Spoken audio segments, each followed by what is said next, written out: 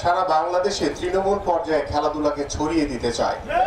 আমরা চাই আমাদের ভবিষ্যৎ প্রজন্ম, আমাদের যুব সমাজ, তারা যদি খেলার মাঠে থাকে তাহলে আমরা সেই ডিভাইস থেকে আমাদের সন্তানদেরকে দূরে রাখতে পারবো, আমরা মাদক থেকে আমাদের সন্তানদেরকে দূরে রাখতে পারবো।